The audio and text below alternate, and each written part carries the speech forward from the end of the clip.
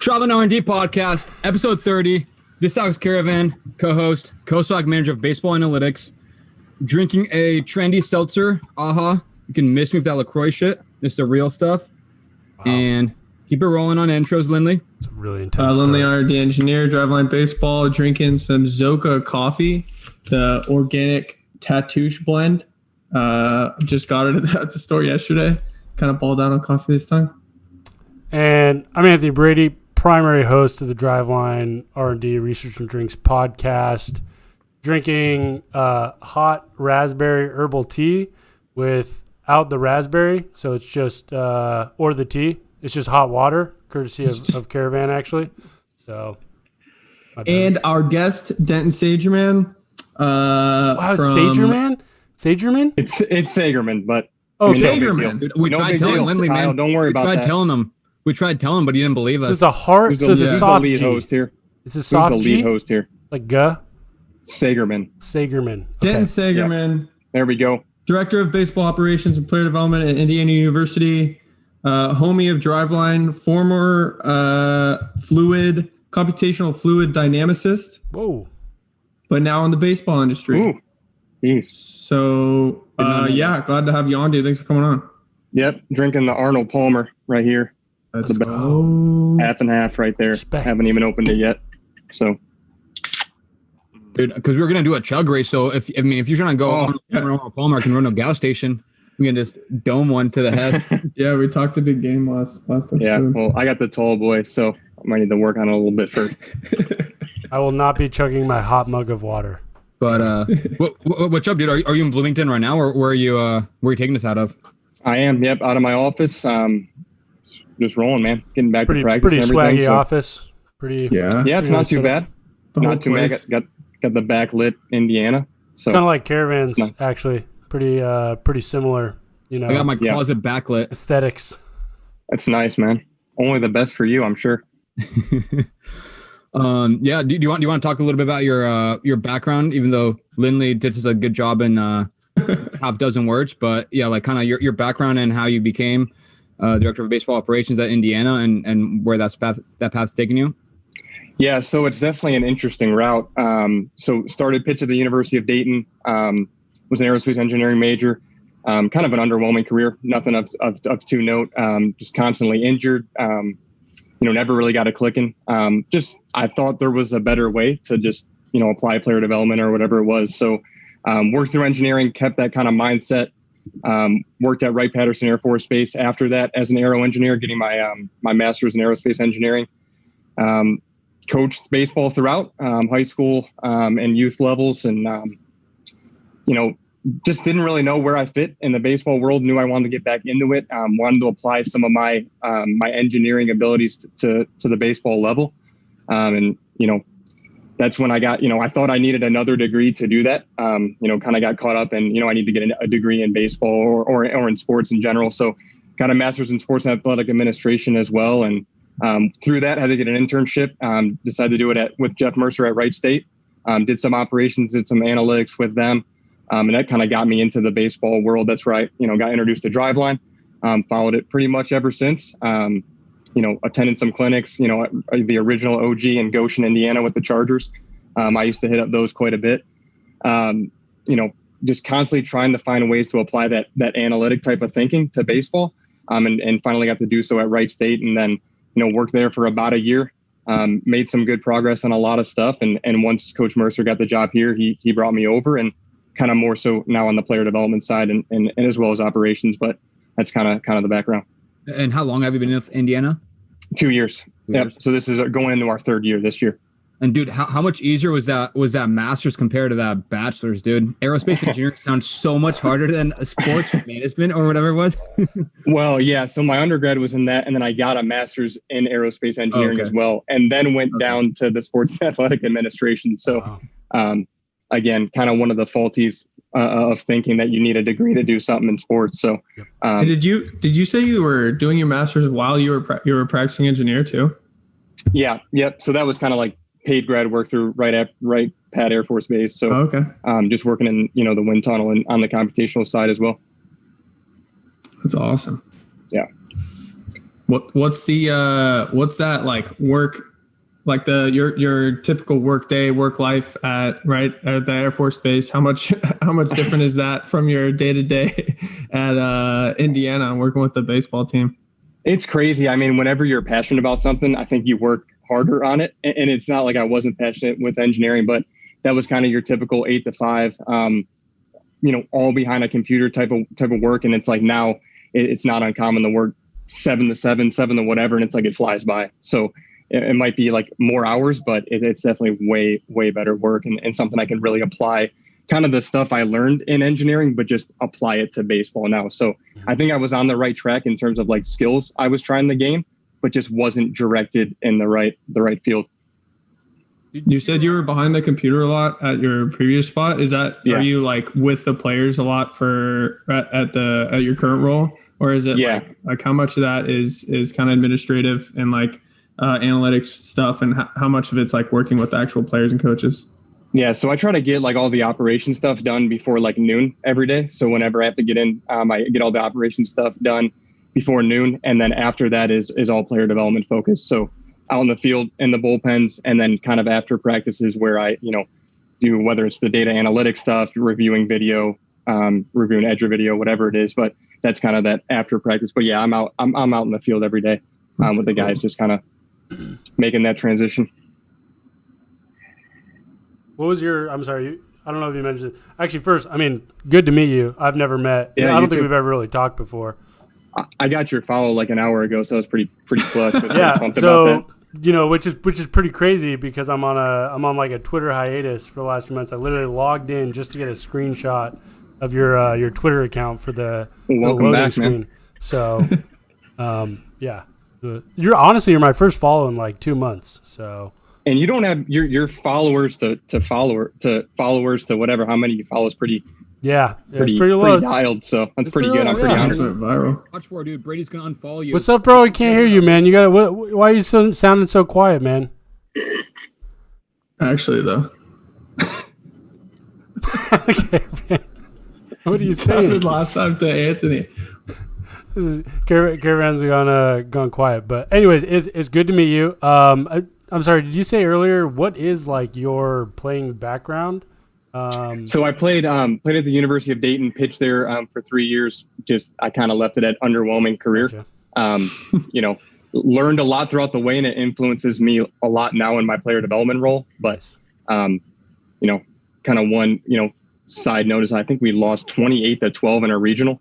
Oh, wow. So it's kind of like a little plug for, I don't remember the last time 28 runs was scored in a regional. Jeez. Yeah. So. No, I never made it out of a conference tournament. So, yeah. Hey. I think I'd take a regional loss, getting 28 runs scored on us, over not making it out of conference ever. So that's cool.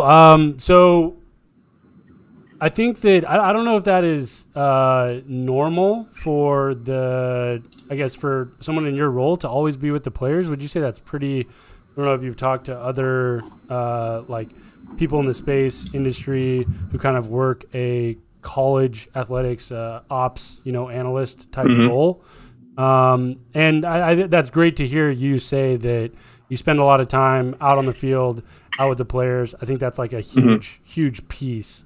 And I honestly don't know if that's that common or that regular of a thing. Yeah, I mean, I would say like staff dynamics in college baseball are very fluid. I think it's just utilizing each guy's skill set to make the most impact. Yeah, so the operations player development kind of like tag team role is like, I think it goes to speak to our head coach's investment in the data analytics, like having that influence out on the field. It's like, so you have someone that's, adept at reading, whether it's Repsodo, it's TrackMan, it's Win Reality, whatever, like they're interpreting and explaining and helping to be a conduit to the players and the coaches. I think having that presence there is huge. It just shows the buy-in on that point, because if that person's out on a back office somewhere, just crunching numbers and reports that never get seen or are never actionable by the players, I think that's just me. Yeah. I mean, you're in the closet right now. Yeah, that's Caravan in the closet. Numbers, dude. I'm just printing stuff out and putting it behind me. Nobody's seen it. Yeah.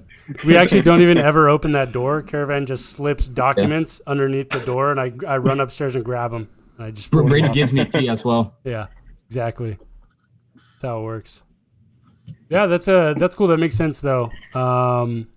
I mean, we've talked about it a bunch, how important that is to actually have like player buy-in. Like you can have best analytics, best answers, the best questions and stuff like that. But if the player's not going to buy in, if they're not interested in like what you have to say, it doesn't really matter. And especially, I think like actually one question that I do have, and I'll just kick it off here, was, so you've been there for 3 years, and you said you played also in college. Do you think in that short window of time, like 6-ish, 7 years, do you think the kind of like the mindset of players in college baseball and their like ability and want to kind of like adapt, use technology, use, a data-driven approach to development, do you think that's kind of like changed a lot? Because I think even in my time, like my first year college, like 2012, 2013, there was still probably some pushback even in the college space towards like this kind of like new wave across baseball. And I'm wondering if, like freshmen, sophomores that you're working with now, they come in and they're just like ready for the data right away, or if there's still some like apprehension, some kind of like pushback here and there from kind of like bigger recruits. I think sometimes it can be where the player came from. I think that is still kind of one cause there, but I do think there's definitely like an increased wanting for the data and just increased knowledge base. Like guys are a lot more knowledgeable on it when they come in. They've all seen Repsodo reports, they've seen TrackMan reports. A lot of them have seen like high speed video. Like they want that information because it's part of the culture that they've got to this point with. Right. Sometimes maybe the knowledge base or the of who they were working with that might be lacking, but they've all been exposed to that data. And they really want to use it as part of their player development goal. And that's kind of one of our ways, like we make sure that is part of that, and it's different for every guy, but we make sure that's part of their player development model. Yeah. No, that makes sense. That's good to hear. I think like towards the end of like my time in college, it was similar. Like you started to see the older guys who maybe were a little more apprehensive at first as they saw these like younger guys come in who already knew like what a blast sensor was or what Rapsodo was. They're like, I'm going to get innings stolen from me if I don't like figure out what's going on. And they'll, start to pick up a plyo ball or something and mess around with it. So, well, yeah, you put a Rapsodo out there from like a guy 3 years ago, and it's like, what is this thing in the way of me throwing? And it's right. like, and then you make one change with the guy that helps him, whether it's get drafted, it's get drafted higher, it's make a real impact, and it's like, I want that. Like, I'm good with that. Yeah. If you have the knowledge base as a coaching staff or someone communicating it to them of like, this is exactly what it is. We're not just like running it and showing it to you. It's like, this is how we're going to make actionable changes to what you're doing. Yeah. And as you guys develop easier. Yeah. As you guys develop the reputation of being like a just generally data-driven program, they like most players probably know exactly what to expect when they come in. Yeah. And how training and the like off season and whatever training is going to be, how it's going to be approached. So. Yeah, and that's part of the recruiting model too. Like, I mean, it's built into recruiting as well, because a lot of those guys want it. They see it. You know, that's who we are. That's one thing that we feel like we do really well, and we're definitely going to show that to guys as we're going through that process with them. Yeah, what do you think? Go ahead. Oh, no, I was going to say, kind of both from the public analyst point of view, and then, you know, actually working and interacting with a client or team or like coach or a player trying to give deliverables to. What do you think is kind of some low-hanging fruit that most people don't think of? Because I think a lot of times, like we just went through the interview process. So I interviewed a bunch of like really good candidates and we talked about them coming on as an analytics intern and what kind of like projects they contribute to. What do they like see as the, what they're interested in, what ideas they have. And a lot of times I kind of like am surprised, or not surprised, but a lot of times they're like overthinking it. They're like thinking like 3 levels like removed, when in fact like a lot of the deliverables and value can kind of just come from really good, clear presentation of fairly simple and like standard metrics. So I was curious if you had any thoughts on that. Like what's kind of the low hanging fruit that people don't often like think of? I mean, from like a data analyst kind of perspective. Yeah, like just feedback to a client, feedback to a team, feedback to a coach. Yeah, I mean, I think you kind of nailed it right there. It's like, I think sometimes, I hear a lot of presentations, people will apply for our student manager position or whatever. And it's like, I always ask like, so how would this make an actionable adaptation to the athlete? And like, that's where sometimes they haven't thought that through, where it's like, okay, so like what in their training environment are you going to now influence? Like what is going to be your suggestion on that? So it's like, you want to like decrease this X player's whiff rate or on pitches in this zone or whatever. It's like, so now what are you going to give to the coach that's going to be like, this is a potential training adaptation to your environment? And I think that's where they can make even more strides, because a lot of the coaches that they're explaining this to are like, they're not going to know that how to bridge that gap. So it's like, just giving even minor suggestions on how that's going to impact the training environment can help the coach or whoever you're talking to, like, believe in that more, what you're saying. So even if they don't understand it, it's like, okay, like I don't have to run this guy through a model. I can just do maybe X, Y, and Z drill to test this out. And then we'll reevaluate. And if like that's kind of goes back to the test retest model that I think obviously you guys have used for a while, and we kind of adapted or took from you guys to some extent. It's like, we're going to just suggest an implementation or a change or a constraint or whatever. We're going to then test to see if that made an adaptation. Then we're going to move on from there.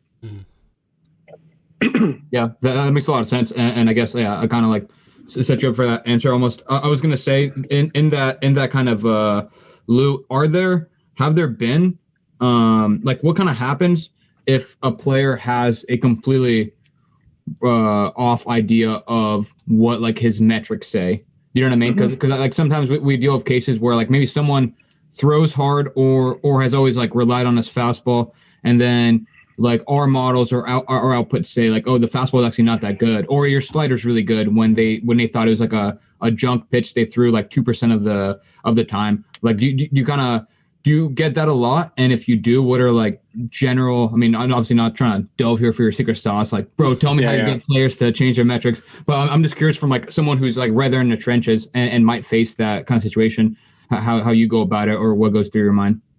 I think especially like in that example, like, we potentially some guys you show like an expected will, but like value to on a pitch, and like, hey, like that's kind of more like for really in-depth, like data centric players that kind of use that as part of their model. But it can be as simple as like one pitch or whatever in a bullpen gets kind of that desired outcome you want. And like, you highlight that in that moment. Like you can, that's, the ease of access to the data. That's why someone like me in the bullpen can be a valuable resource, where it's like, this is exactly kind of what we were going for. Trying to like not dumb it down, because we do a lot of education with our guys, so they know a lot about the data and different technology, but just being in the moment with it. And like, this is kind of the, like, one example of how you did that suggested adaptation, and like how that potentially changed, like in the moment, like not waiting till 2 or 3 or after the bullpen review, because they might not know that direct correlation as you're doing it.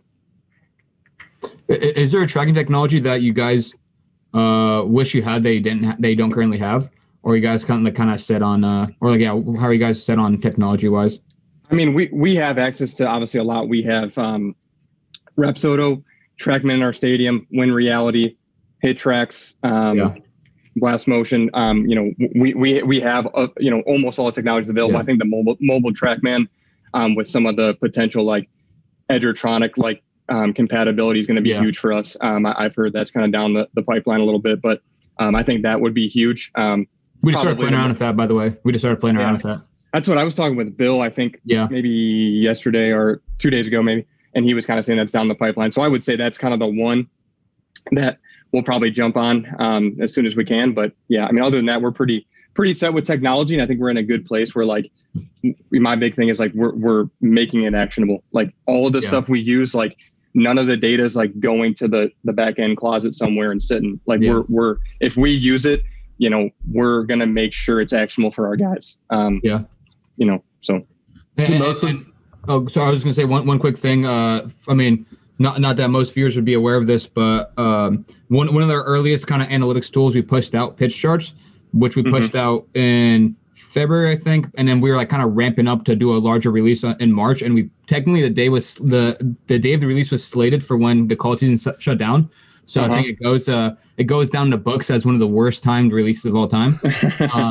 But when we were just kind of like beta testing it and just putting it out there for a few people, like Denton was, I think, the first person on it, and myself and Gary York, our main software developer, had a meeting with Denton, and he just like gave probably to this day some of the most valuable, especially adjusted for time, because it was like a 1 hour meeting, but some of the most valuable advice I've ever gone on a tool. Because a lot of times when we have like tools or reports in gym, it's like, that's on top of a dozen iterations where I've been like talking to hitting trainers back and forth, and they know every time it's like one adjustment. So they're like way familiar with the background of it. And I was trying to make something for the general public. And like some of the stuff was good. Some of the stuff was like more applicable to in gym internal like looks. And then Denton had like such good feedback. I remember like me and York just closing the laptop. We're like, damn, dude, I can't believe we didn't do that earlier. What were we doing these last 3 months? Should have been talking to Denton. Well, it's funny because like I was obviously working a lot of that, some similar things on the back end through mine. And I'm like, you know what, like these guys will get it done quicker. Like just send it to them. Like I'll just give my feedback of exactly kind of what I'm doing as well. But that comes from like our head coach, like looking at that report with me and being like, maybe coming at it from a completely different angle. But at the end of the day, like he's the one making a scouting report for our opposing pitcher or on our hitters. And it's like, he's giving the feedback of like, okay, like I don't know exactly when you say like, let's say like barrel percentage or like dynamic hard hit or like whatever it is, like we were showing, it's like, I can't quickly make that actionable to the players in that format. What if we did it like this? And sometimes that's the biggest changes that I've seen with stuff that, whether it's what I do or Caravan, what you guys were doing, like it's an awesome tool and it was super applicable and helped me. But we have to like, I have to remember like the end user of like is our coaches. And they're like, if he has questions on that, being like a very forward thinking, like very analytical guy, like there's going to be some other questions too. And that's where we need to like, the window for buy-in sometimes is so small that it's got to be like immediate. Yeah. You ever get that type of feedback from players? Like if you're presenting that a similar report to the players, do they provide feedback as well, or does most of it come from the coaches and like what they or how they plan to like present it to the players? Yeah, no, I mean we definitely get feedback too. Like I'm trying to think of examples, but like there's let's say like spin efficiency in terms of like how would you view it for different pitches or whatever. It's like, hey, like I think I know exactly what this is trying to say, but like can we make it look like this, or like is this exactly what it was saying? We'll get that with like EV or launch angle plots or whatever you could say, like, is there an easier way to like make this like, one guy was like, can we put like our team average for that same time period somewhere? Or like, can we do little things like that just to give him some context? Like, Caravan, I know you've talked about that before. It's like, don't disregard some of the context. Like in a lot of data stuff, it's like they remove a lot of the context. And it's like, you don't know exactly what, like all the pieces that are influencing the data that you're looking at. And I thought that was some great feedback I've gotten before is like, can we just put a team average or like, can I see the standard deviation or like just whatever, like very like smart comments of like, yeah, that makes a lot of sense to do that. And on that note, quick plug. But if all goes according to plan and I don't fall asleep tonight before 2 a.m., some new pretty glossy reports will be in Track X on Wednesday that have exactly that, have like percentile rankings on metrics against populations and everything. So that's hopefully a evolution of like some of our past reports and some of the feedback we've gone. And I'm gonna be hitting you up for feedback after as well.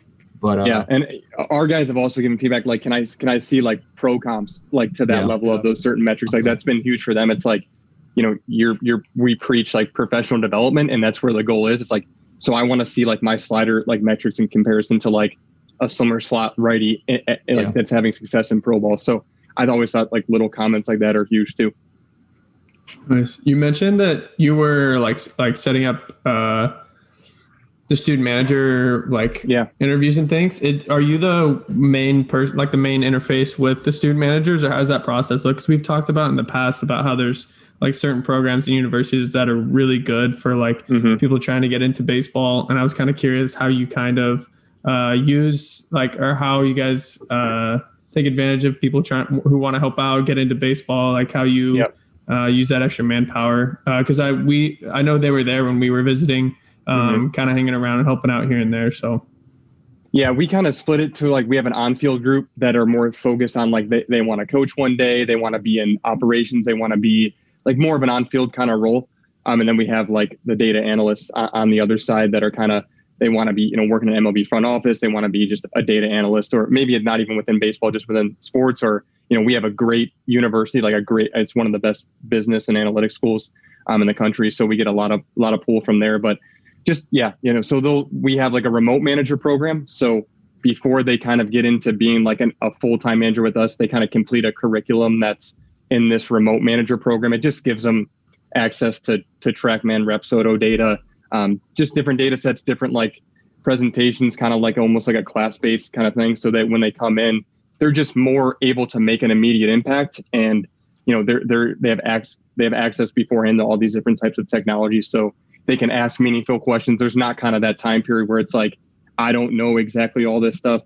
It just allows them to make more of an immediate impact. And it's gone really well. It's the second year of the program this year. So we normally have 30 to 40 people in that. And then we kind of pull from that. We pull kind of our main on-field manager people. So it's gone really well. That's really cool. That's a good idea. Large pool, 30 to 40.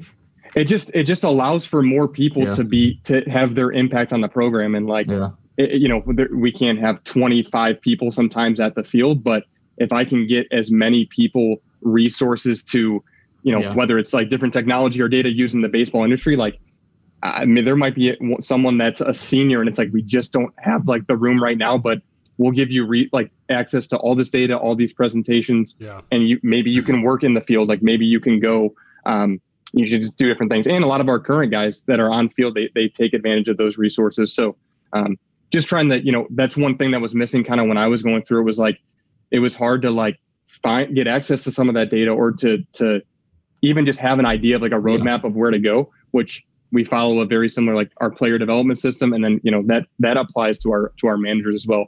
If I could have a track profile for our managers of like their daily plans and all that stuff, I would. Yeah, no, we've talked about that, at a similar level, like internally, just with like within R&D having limited bandwidth and all this stuff that we want to do and not enough time, like open sourcing stuff to an extent.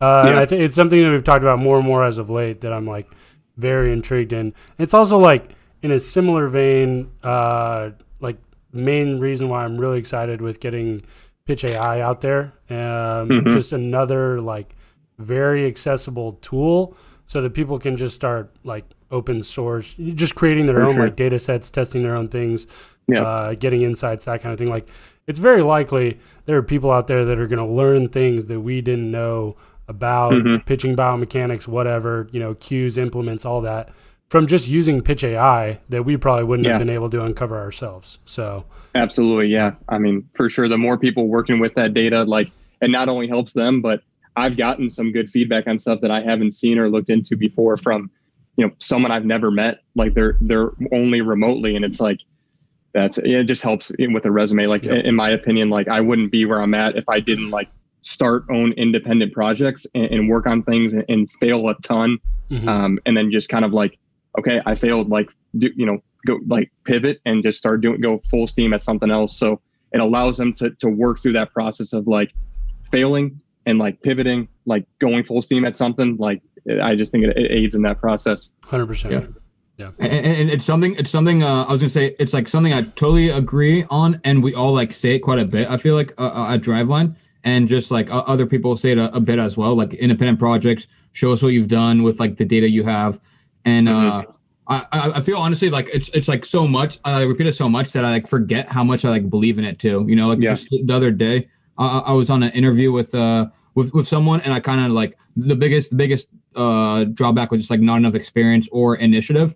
So I was like kind of mentioning that in like a positive way, and I was like, yeah, independent projects, blah blah, yeah, independent. Like I was like repeating my phrases, like right. Yeah, you already said that. I was like, okay, word, yeah, all right, well, good talking to you later.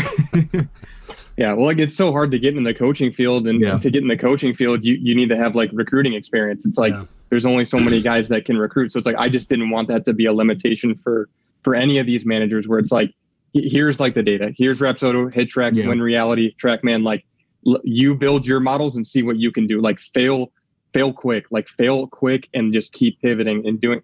That's the only way you're going to get experience with it. Yeah, there's also just a lot of value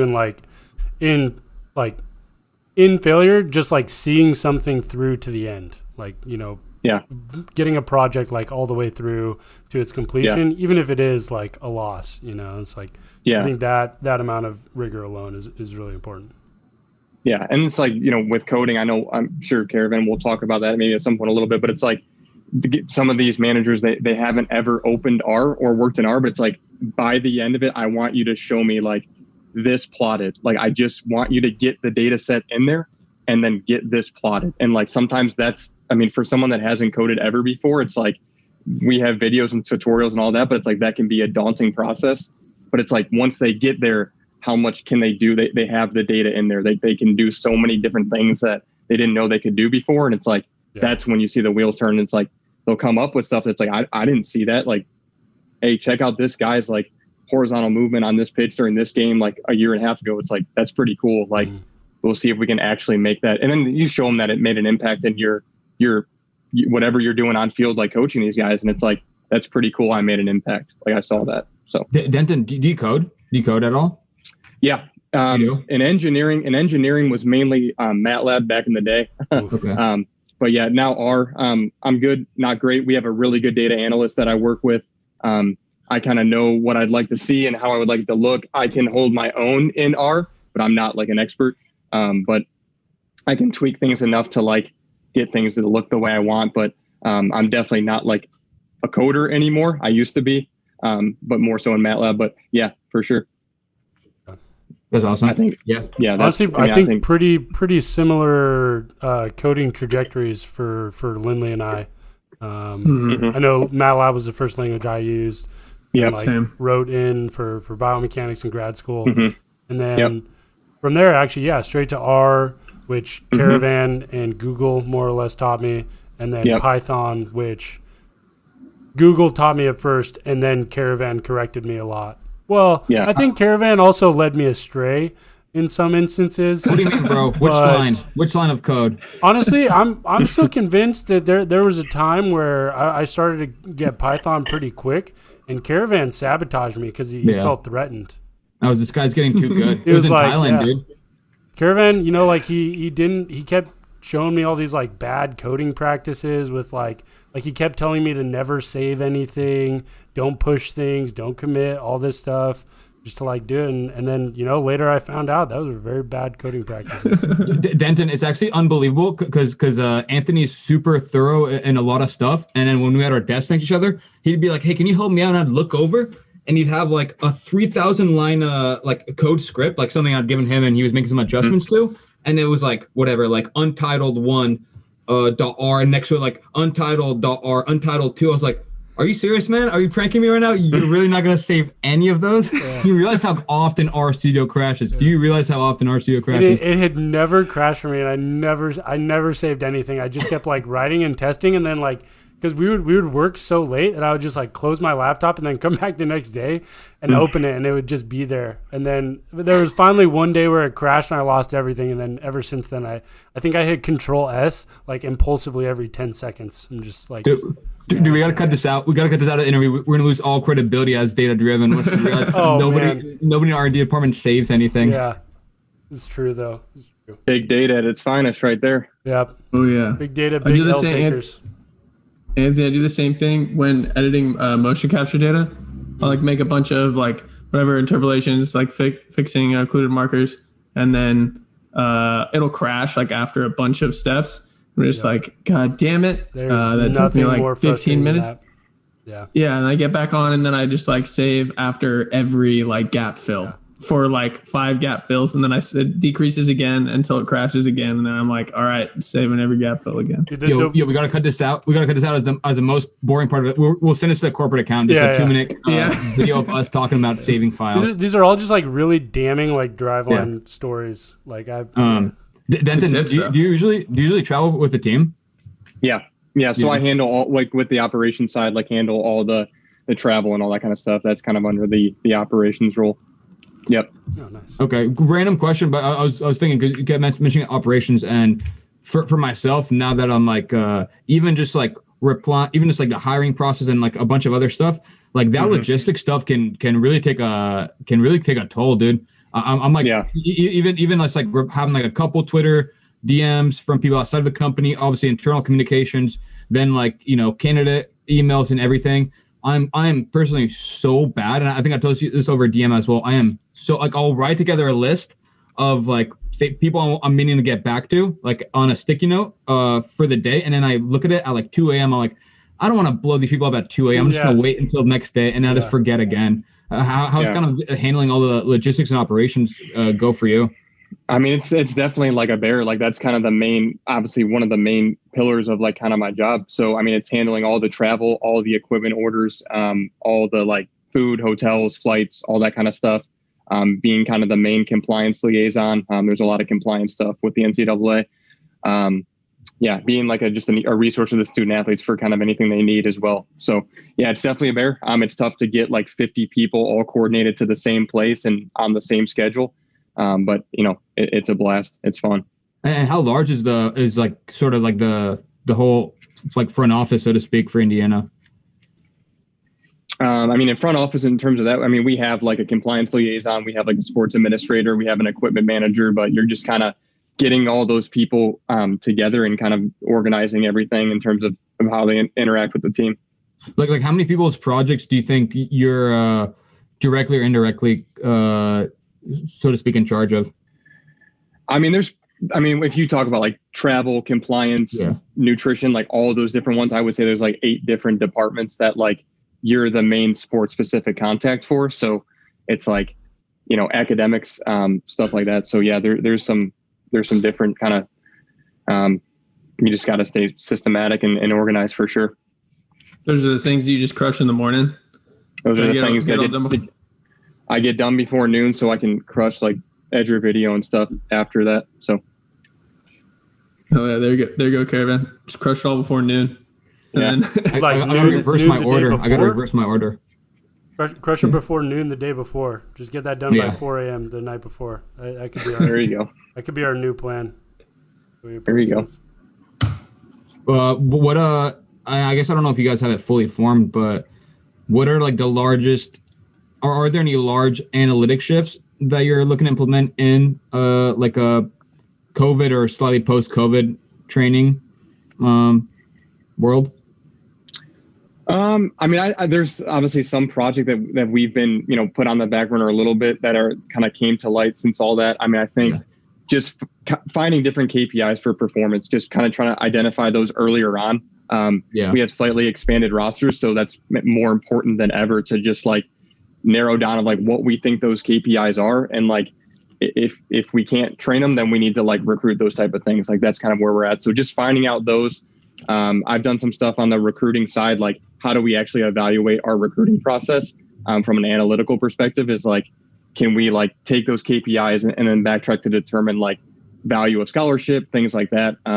Just really doing like an estimation of like how have we performed in recruiting. And then just kind of, different projections on like, potential like draft stuff and all that, just kind of making sure like our guys are aware of all the different analytic stuff that they're going to be evaluated on in scout meetings or all that kind of stuff. And just make sure that they're aware, they're able to talk about that stuff and they know kind of like where they might get dinged or like what they need to improve, and just make sure they're fully aware of that. And then we're building that into like their training, their player development process while they're here. So not waiting till like pro ball, but like we're working on those things now to like, especially on the hitting side, it's kind of apparent too, but just, hey, like you're going to get dinged for like X, like whether it's whiff percentage, it is what it is on types of the zone, making sure we're hammering those while they're here. Just because if they're going to be evaluated on it and the next level, and that's going to like impact like contracts and things like that, we think they should be aware of that and be able to like know that and be able to work on that while they're here. Yeah. And then for a completely off topic question, what you been doing during quarantine to work out? Man, we got like a barbell and like 3 dumbbells here at the field. So like just socially distance out in the field and like just doing whatever, like DM and Dan for like what's he been up to. And I mean, I don't know, just doing as much as we can. Like, I bulked up a little bit over COVID for sure. I probably need to do a little more cardio based stuff. Dude, I was saying, you looked, that's what I said. I was like, when he came on the screen, I was like, damn, Denton's looking jacked. It's like, I don't even know if that Zoom can hold up both his shoulders, dude. Hey, that's the plan, man. I had my model build me a workout routine, spit it out, and this is what we get. Let's go. I was gonna say we had a pretty sweet setup, like Brady and myself at our old house, because we had a bunch of barbells and dumbbells from the old facility, but we brought those back, and then I think we sold off a bunch of them because they were like borrowed from Driveline. But we had like a nice routine going, and now I honestly got nothing going, dude. I'm doing Pilates with my girlfriend on random days, and then whooping Lindley's ass in a mile run. All right, dude. Jeez. Which happened last Saturday, which we want to release the raw unedited vlog version of, but we just don't know if it's entertaining enough. Definitely not entertaining. I've been going a little bit to the facility now on like Thursdays and Fridays to work out, but yeah, I was just get some band tension. Just get some bands and like just get that band tension working. You don't need weights. Caravan has booty bands by the toilet, so I've ripped a booty band. I've ripped a booty band before. I put it around myself. I was just doing like the side squats or whatever. It just snapped. My booty's too jacked. Oh my God. Jeez. Nice. What do you think? What kind of like thing you think the outside perception is off on when it comes to like baseball analytics coming up, both from like the ground level up, like at like a pretty young level, even youth in some cases. We have like the Driveline Academy popping off. Shout out Devin Morgan, but I mean, like, from the outside staring in, obviously there's like, it's easy to point out people like John Smoltz or whomever who have like a voice and platform, and whether or not whatever their actual personal beliefs are, like they're played up as the people that criticize like a too devoted to data model or analytics. And from my point of view, I think like generally people would be surprised how not nerdy it is, right? Like people at Driveline in general are like the vast majority of them, and it's part of our hiring process too, but the vast majority of them can interact with athletes and aren't like so removed that they're just like suggesting insane stuff or have no idea how development goes. But I was curious to hear your perspective, because again, I think it's like something that's like battled out on Twitter a bunch, but I think like in reality, the two camps might be closer than most people think. I think like the thought that like X and Y are mutually exclusive is like thought of like whether it's like the velocity and command. Like it's like just because someone's developing like velocity, which is like a skill that scales, it's not mutually exclusive from like command, or like it's not independent of command. It's you're not like not developing the other, or it's like you can't just develop one of the two. Like velocity and injury prevention. Yeah, it's like that's just not been shown to like. I mean, you're not like trying to get hurt more because you're trying to throw hard or whatever. It's just like that's not going to happen. So, just not understanding that like you can develop both and you can work on both. You're just saying that like a skill that scales is what I'm going to focus a lot of my training economy on, especially at an early age. I think is a misconception. Yeah, and I definitely agree. I think like the two camps are closer than you think. I think like if you term like older school coaches. I think they were best utilizing the information that they had available to them at the time. And that's kind of what we're doing now. And it's like, we're not that different. We're just maximizing like the tools and the resources we had available to us at that time. And like this time period is just inundated with certain resources. That's kind of my opinion on that, if that's what you were looking for. Do you have any like kind of like general advice or feedback for people looking to either follow your path or just get more into analytics, either like I said, either on the high school side, college side, pro side, anything? I would just say like definitely like start independent projects and get access to data as early as you can, and that might be like a clipboard and like a radar gun. It doesn't have to be like a Rapsodo unit, doesn't have to be a TrackMan unit. You can start that early on. I think you can just, whether it's like a clipboard and like a piece of paper and a radar gun, like just track everything and then try to find like how that can impact a player, and just talk to coaches. Like just try to explain certain things to coaches, get their feedback. Don't just work in a bubble and try to see how it would influence like not only the coach, but the athlete. Like talk to the player you're working with. Like, does this make sense? Like, and just never forget like how that's going to work in a training environment if possible. Like, how, if you're looking at X in terms of like your analytics, like how can that impact the actual training environment? Yeah, just get your stuff out there. It doesn't even need to be to like a coach or a player. Just like throw it out on Twitter and see what people have to say about it. And that's huge. Like, something I find people's like I'll read people's like blogs or something. And I'm like, this is really good. I wonder, like, then I'll go on their Twitter and they have like 80 followers, and they're like, they don't have anything, or they don't really have any sort of presence. And I've gotten some people really pumped up because I'll comment on a tweet about a blog post like 2 months after it happened and got like no likes, and I'll ask like a pretty discreet, in-depth question, and then they'll be like, oh shit, and then I'll get stuck to like a long Twitter DM conversation about it. But I think basically my point is like, even if it feels like nobody's reading it, like I think you'd be surprised. And also when you do apply for a job or position, that's going to be, if the person hiring you is like thorough, that's going to be like something they 100% like look at and look through. So like what you have up is going to be like one of the best representations of your skill set and what you can bring to the table. For sure. Just not being afraid to fail. For sure. Yeah. Oh yeah. I was going to say, I think it's like for a lot of people, it's like hard to get. I think it's easier for people like at Driveline because we have so much of a presence like behind us. Like if I work at Driveline, I'm pretty confident about putting stuff out there that we know, just because like I'm learning from Driveline. I feel pretty confident. We like know. And I got your back, dude. I got your back. Exactly. Bro. Don't worry about it. If you say something wrong, I got your back. Yeah, but I think for some people, like maybe it's sometimes like hard to like get something out there in case like somebody replies to it and like points out a bunch of flaws or like says this is wrong or says this is stupid or just like gets a bunch of hate for whatever. But I like think that in my experience, it's been very little of that. And like, I don't know, I just think it's like good to get it out. If you're like doing something, complete a project, like no matter what, like feel free to list any like limitations or whatever that there might be to it, but just get it out there and like get feedback and continue growing. Yeah, a lot of the questions you get from stuff that you put out there, like you might not have thought of, or like that just spurs like a slight pivot of your project. Like that's really interesting. Like, so no, I think for sure couldn't agree more. Denton, two kind of quick questions because we're trying to we've messed around like hitting guests near the end of our interviews with like random fun questions, but they're always on the spot, so they're not actually even that fun or organized. But I'll toss a couple at you, see what you got. What's your favorite cheat meal in general?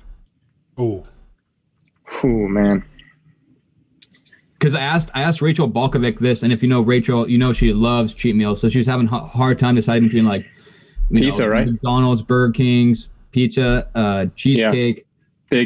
Big pizza. Yeah, that's what I heard. I'm not like Dan. I've watched this before. Let's just put that out there real quick. Like this isn't my first rodeo at listening to the Driveline R&D podcast.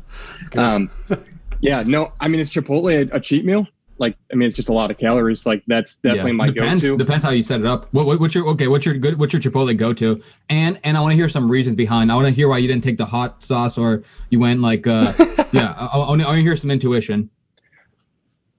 Man, well, it is nice because when we order, I definitely use my rewards. So like when we go as a team, like you rack up the rewards with that. So that's a huge clutch move right there. You got to go double wrapped for sure. I just think like at the end of the day, you need the calories. So you go double wrap, then you just remove all chance that it breaks if they wrap it right. And I'm not talking about like one on top of each other. I want like a little bit of like spaced out a little bit so I can get the biggest burrito possible. Wait, so you don't go bowl? You never go bowl? You just always go burrito with double wrap? Straight burrito, double wrapped. Okay. So walk me through. What kind of sauce we talking? What kind of salsa? Mild and no! I think cut out. Oh no, we lost. No, Denton, you cut out, dude. We lost the audio. No. We lost the audio. Right as we were getting into the good stuff too. We were getting into the sauces, mild. Can you hear me? Yeah. Yeah. There we go. So no, double wrapped, only mild and corn. No hot, because if you go sour cream, I think it gets a little too saucy, and that's a little too much potentially for the double wrap burrito. So mild, corn. Yeah. I think that's good, and then maybe cheese, lettuce for sure, little extra white rice, and then chicken. Okay. So you don't mess with the beans or guac? No beans. Oh, guac, interesting, dude. This is a wild. I think it's kind of a wild, or not wild, but I think it's a pretty unique burrito. Yeah, for sure. Well, the guac's extra, and I'm not paying for that. So yeah. That's like extra. Like you get one reward, it's one burrito. Like you don't mess with that. No, dude. I'm kind of saying, but I'm trying to get bang for my buck. So I go mild salsa, medium salsa. Give me the hot salsa too. I just go all three. And the dressing and the vinaigrette dressing. Yeah. Oh yeah, that's a hack. That's a hack adding the. And then kind of like one final question. What books are you are you a big reader at all? Yeah, I read a lot. Audible too is an unlock. I think it's pretty good. So just kind of get, have it on the screen, listening to it with the headphones in for sure. What kind of stuff do you like to read, or do you have any recs? And it can be either on fiction or nonfiction side as well. I feel like, speaking quickly for myself, I feel like nowadays a lot of people are like, all about like gaining knowledge and dropping knowledge and that kind of stuff. So I think a lot of people like to drop like a lot of nonfiction references. But I mean, if you have fiction stuff, I still lap up fiction books all the time. So. Yeah, I mean, Future Value is just one baseball one, kind of getting through now. Trying to think, a lot of history books, like just all types of history books. So like books on D-Day, like Patriots history of the United States, like just really in-depth history books, I think are huge. Learned a lot from those. But yeah, Future Values is kind of a baseball one that I've read. Different weightlifting books too out there. I think there's a lot of good stuff like Fundamentals of Strength, all that kind of stuff. The Supple Leopard or whatever that book is. Yeah, Supple Leopard for sure. Supple Leopard everywhere. Driveline's Advanced Pitching too. Every once in a while, kind of breeze through that. Look, not a bad one. Not a bad one at all. Or the OG, the original one. Back in the chain. It's a good one. Say shout out Matt Daniels. HTKC baby. Yeah. HTKC. Dynamic pitcher. You go back there. Any book written by Tom House? Way back. Yeah. Way back. Any specific guests or recommendations you have for us for going forward with the podcast? Oh, guest. As a listener fan and now guest, yeah. What do you think we should? You think we should target anything or anyone we haven't been already targeting? Have you gotten Jagers on yet or no? We have not gotten Jagers on. The stream right there. We have not gotten Jagers on, but we will get Jagers on.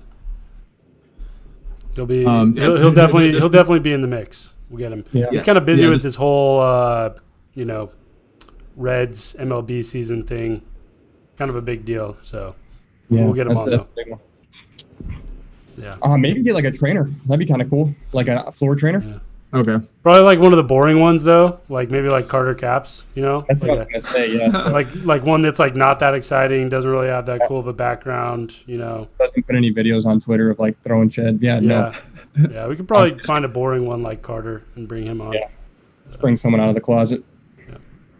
Dude, we can't bring someone out of the closet. I can't even get out. Yeah, Caravan's got to get. Caravan's good. That's good. Yeah, bring a trainer on. I like it. We should bring a player on. We need an athlete. Oh, I yeah. think. I mean, dude, I put Bauer on my list. I put Bauer on my list, but we haven't re-signed him yet. I don't even see Bauer as an athlete anymore. I'm talking like a Twitter personality. Yeah, I don't even know what. Yeah, maybe comedian or something. Troll. Like a real actual athlete. Nice. Like well, thanks for coming on, Denton. That was good. Absolutely. Hopefully you guys got something from that, and let me know if there's anything else I can ever do. Yeah, of course. No, appreciate it. Believe in the YouTube. Your Twitter will be linked in the description. Also on all the streaming platforms. It'll be on there as well. It's just Denton_Sagerman, right? Yep. And if you go to his Twitter, one of the most intimidating combos of name and profile pic, in my opinion. Oh, wow. Just simple, forceful, and catches your eye. Yeah. There you go. Big Iron Man fan, so had to get that logo made up for it with the candy stripe. That's cool. Caravan, did you get the candy stripe shorts from when Lindley and the guys came out to visit us?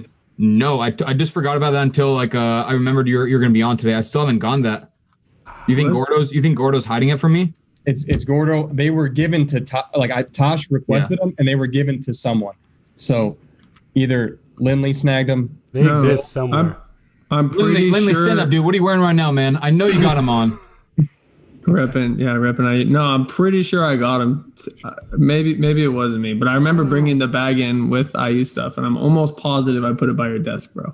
Because that was like Tosh's #1 request. Like, hey, we got a big gear guy. Like, he loves it. Like, can we get him a pair of candy striped shorts? I'm like, sure. Like, no problem. Like, here they are. And then it's like nowhere to be found. No, like, Twitter DM, like, with a picture of you. Huh. Dude, I guess I got to go back to the old facility right now. And look at them. Tune into the next Driveline R&D podcast episode where Caravan will finally find the striped shorts. Thanks, Denton. Thanks for coming on, man. Right. Thanks for coming on. Yep. See you guys. Yeah. Peace. We'll